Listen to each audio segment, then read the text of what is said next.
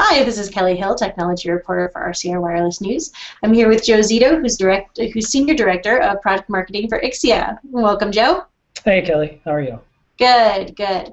Ixia recently came out with a guide for HetNet deployment, and I'm hoping that we can talk a little bit about that today, and you can kind of give us a sense of what's in the guide.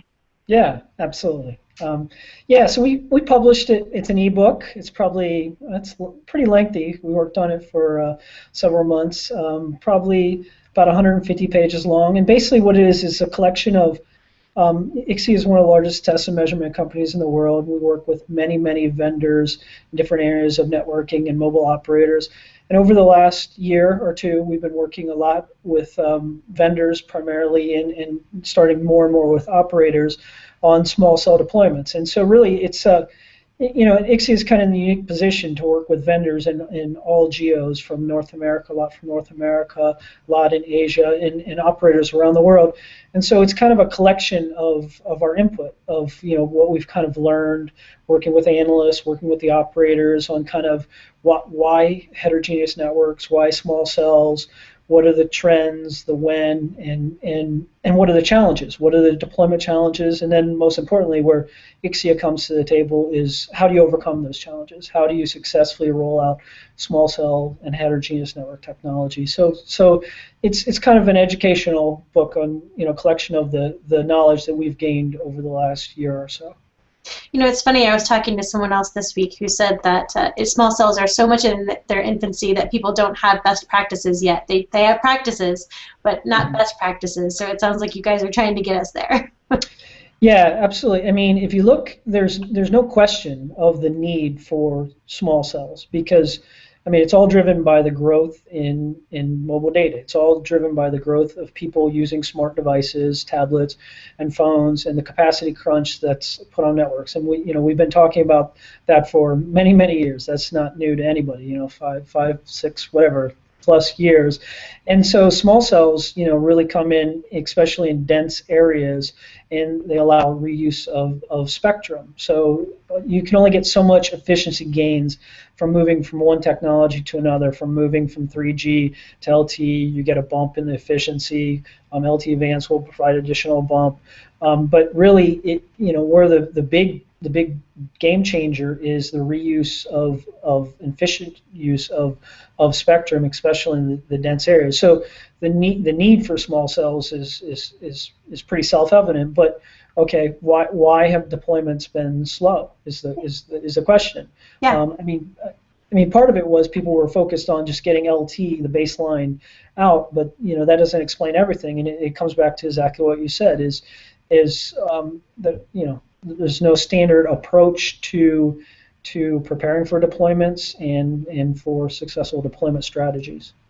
Okay. So what are some of the challenges that you guys have seen out there with small cell deployments, and how do you see those being addressed? Yeah, well, the big thing that's different from macro cells is you can really plan out in almost academic fashion the radio resource planning. You could do a lot of detailed modeling.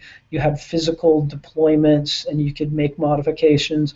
Just the change and the paradigm shift is you're just going to have so many more small cells than macro cells. It's just you cannot one by one plan out the radio resource planning and physically adjust them. And some small cells, it'll be dynamic anyway. Some because of power constraints, depending on time of day, maybe some cells go in and out of use, or some are used in residence and they go in and out of use. So it's definitely like the number of sheer volume of cells has changed gradually from small cells to macro cells.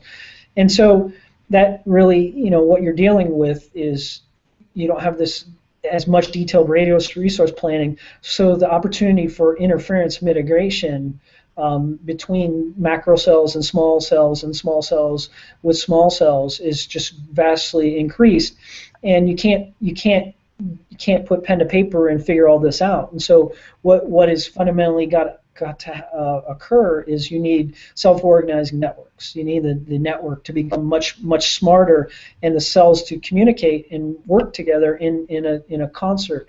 And that's what what's holding things up a great bit is because everyone realizes the need for small cells, the need for SON technology to make small cells reality.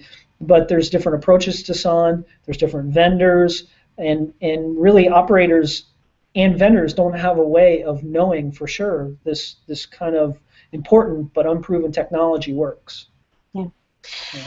So what are some of the deployment strategies that you're seeing? And I'm wondering specifically in terms of how things are being deployed in regards to spectrum. Whether it's on the same spectrum as macros that does open up some interference issues, or are we seeing more people setting aside spectrum for small cells specifically? I'm just wondering, what are you seeing in terms of some general deployment strategies? Yeah. So today, small cells, there are healthy deployments, but they're mostly 3G, and they're mostly residential and small business focused, and more to add coverage rather than capacity, and and specifically to add voice. That's really where we are today. But that's all about to shift as we move more and more into the capacity crunch, and as we move into LTE, and you will see deployments greatly. The growth will greatly come from enterprises and from outdoor deployments from operators. I've seen some projections, which seems this one seems a little optimistic, but I've seen some projections of almost of all mobile data, half of mobile data being on small cells by the year 2016. That seems very, very optimistic to me. But very optimistic for where we are in terms of deployment right now. But we'll see. And some other figures, I think, growing from about 2.5 million small cells today to maybe 11 million, I think 2018, 2019. That sounds realistic. So you're definitely going to see less deployment shifting from coverage and voice and 3G to LTE based for capacity issues in dense metro areas. Yeah, and your question of what frequency. So at the top of the frequency band, 2.6 gigahertz, 2.3, here in Asia, you will see where it doesn't radiate as far, and so those bands aren't as good for coverage. Those are ideal spots to deploy small cell technology, and then you don't have the interference mitigation issues if you can accomplish that. It depends on what spectrum the operator has available. Does the operator have the luxury of having the lower bands and the higher bands? But if you can, then you don't have to deal with the interference mitigation of small cell to macro cell, but you still have the interference mitigation challenges from small cell to small cell. Okay, great.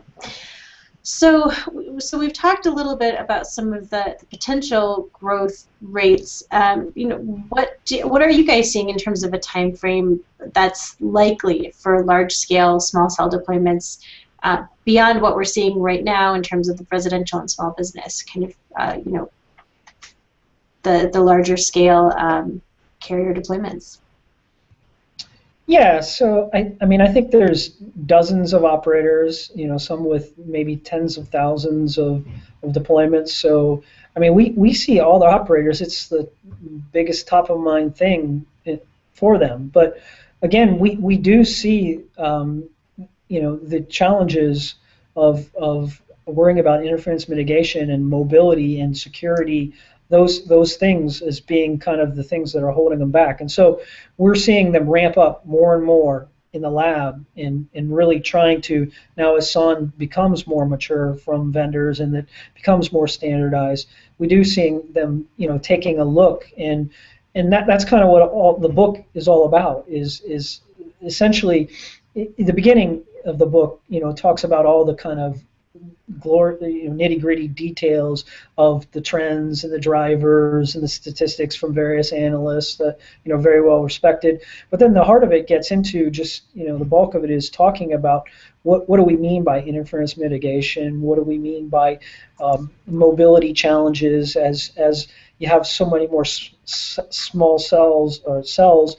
Your handover frequencies increase greatly, from going from one macrocell to another. You could ping pong back and forth between small cells, which, how does that effectively get managed? The the handover and load balancing of cells, and so, fundamentally, we see that as the big challenge is, the operators, before they will really deploy in mass, they need to know that, these comprehensive things for interference mitigation, it's got crazy acronyms, EICIC, Yep. yeah, where cells are, over the X2 interface are talking to each other, and, they're decreasing or increasing power and using different blocks of spectrum, very complex stuff, and, what sharing with information of how loaded I am, and so maybe the subscriber should stay on this cell, and security,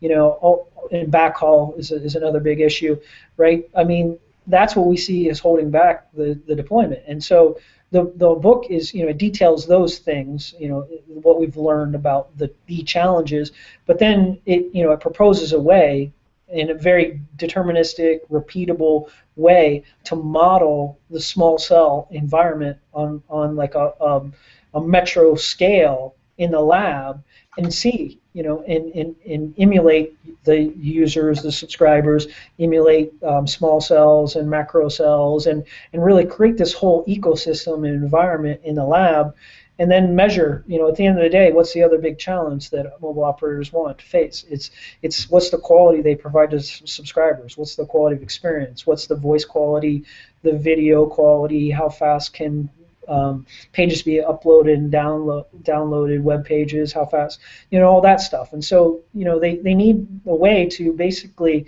before they spend millions or billions of dollars deploying this technology, they need to know, it works, and it will scale. Okay.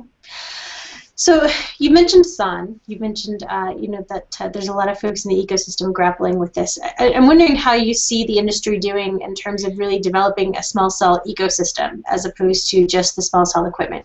The software that goes along with it, design support, modeling, features that operators want.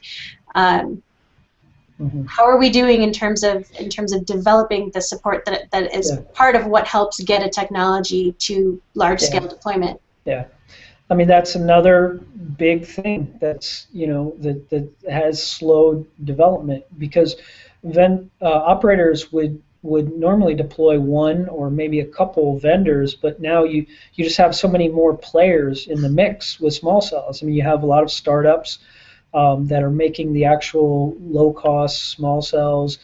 Some of them are just reference designing to larger tier 1 vendors. Then you have the ecosystem of people, that are, again, several startups that are building actual SON software and SON algorithms.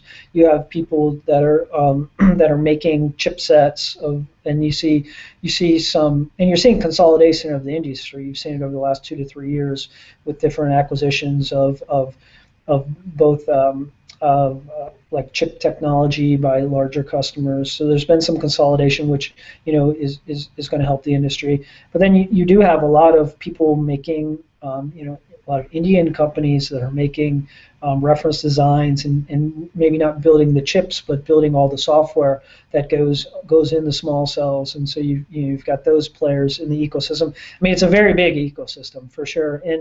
And the operators will deploy not from one vendor, from multiple vendors, and then it gets back to we discussed how important SON is, and how these small cells need to work together in concert, and so now the importance of interoperability ratchets up, and so that's definitely another in addition to the complexity, the broadness of the ecosystem and the multi-vendor facet of it is a challenge that operators face.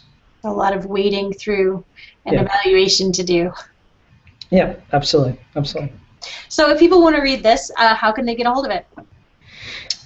You can go up on the Ixia website, and under our solution pages, we have a solution dedicated to heterogeneous networks, and has a lot of great resources on it. And then, like, one of the resources to download is the eBook. So It's free to download. So you just go up and click the link off the Ixia site under Solutions and HetNets. I believe it is also up under Amazon.com. So if you wanted to purchase, basically at our cost, a soft copy or a paperback copy, I'm sorry, of the book, you can get it there as well. Okay. Great. I've been talking with Joe Zito, who's Senior Director of Product Marketing for Ixia. Joe, Okay. thanks so much for your time. Absolutely. Thank you. Great.